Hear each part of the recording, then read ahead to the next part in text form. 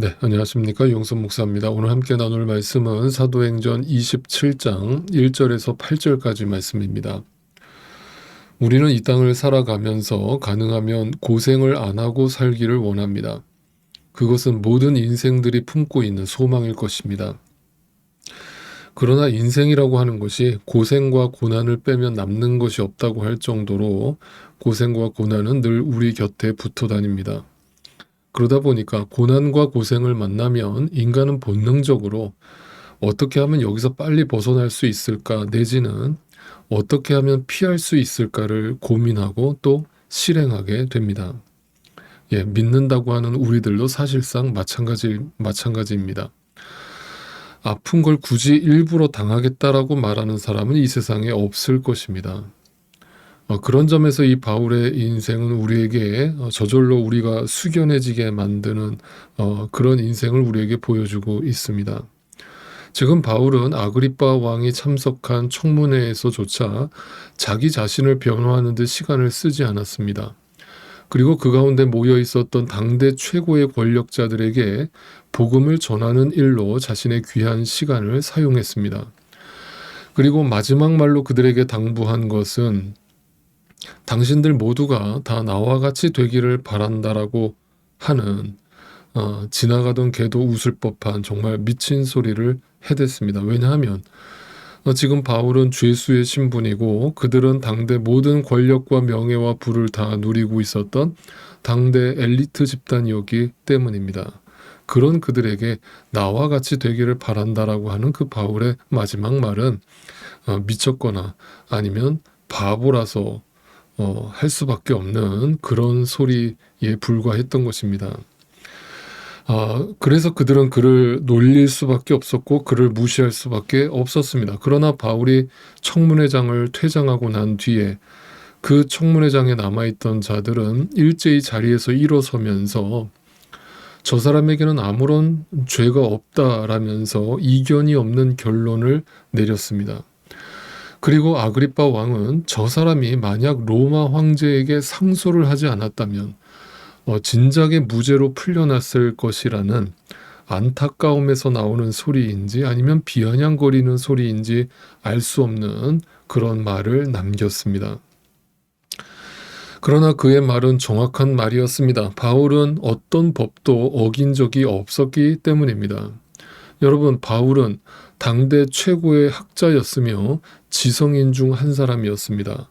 그런 그가 자신이 그 자리에서 어떤 말을 해야 이 감옥에서 풀려날 수 있는지를 그가 정말 몰랐을까요?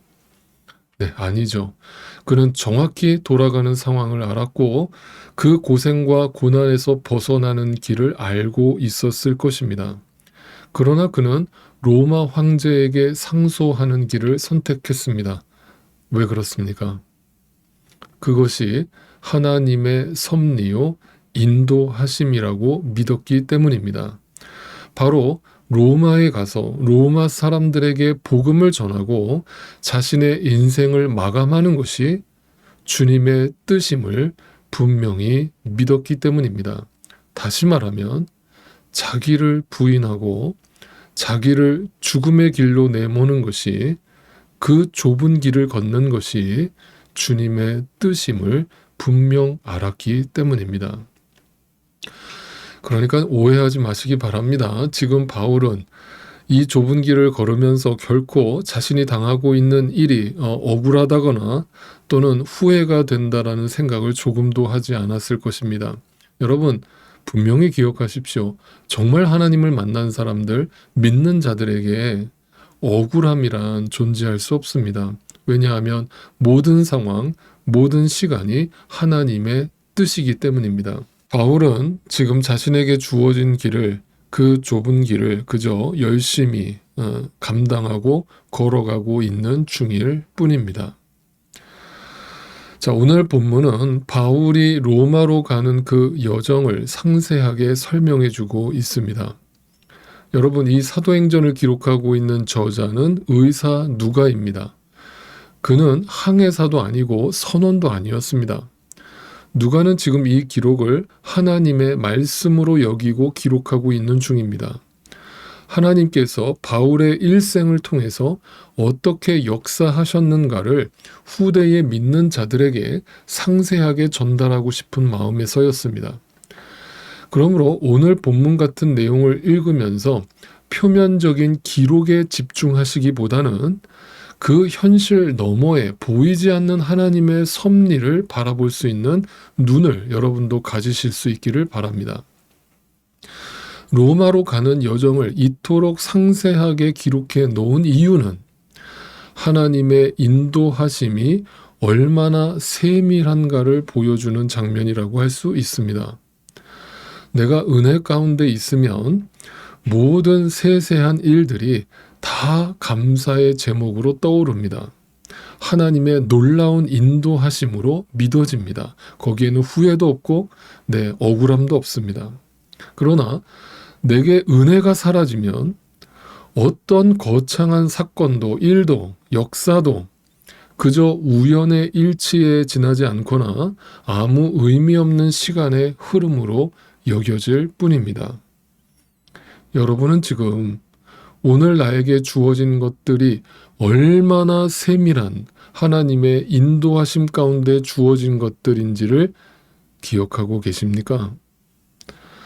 이처럼 바울은 자신의 삶을 세밀하게 인도하셔서 주님의 뜻 가운데 자신을 사용하시기 위한 그 하나님의 섭리와 경륜에 그저 자신의 인생의 배의 키를 맡겨버렸습니다.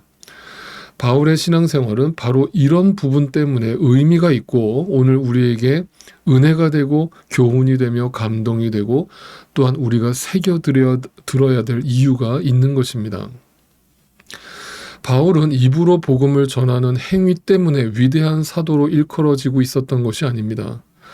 바울은 그의 인생에 닥친 모든 상황을 억울해하지 않고 주님의 손길이라 여기면서 순종하는 모습으로 살았기 때문에 2000년이 지난 오늘 우리에게도 여전히 은혜와 감동과 교훈으로 들려오는 것입니다. 다시 한번 말씀을 드립니다. 바울은 지금 영원한 것을 바라보고 있습니다. 그렇기 때문에 억울함도 없고 분함도 없고 미련도 후회도 없습니다. 자신의 삶을 지금까지 세밀하게 보살피시고 인도하셔서 주님의 귀한 그릇으로 사용하여 주신 주님께 자신의 배에 방향키를 내어드리고 때로는 순풍으로 때로는 폭풍으로 자신의 배를 정확한 항구에 도달하게 하시는 주님께 그저 감사와 찬양을 드리면서 나아가고 있을 뿐입니다. 그래서 오늘은 마지막으로 제가 좋아하는 찬송가 가사를 여러분께 읽어드리면서 마칠까 합니다. 찬송가 373장 고요한 바다로 라는 찬송가의 가사입니다. 고요한 바다로 저 천국 향할 때 주 내게 순풍 주시니 참 감사합니다. 큰 물결 일어나 나 쉬지 못하나 이 풍랑으로 인하여 더 빨리 갑니다. 내 걱정 근심을 쉬 없게 하시고 내 주여 어두운 영혼을 곧 밝게 하소서. 이 세상 고락간 주 뜻을 본받고 내 몸이 의지 없을 때 큰 믿음 주소서. 아멘.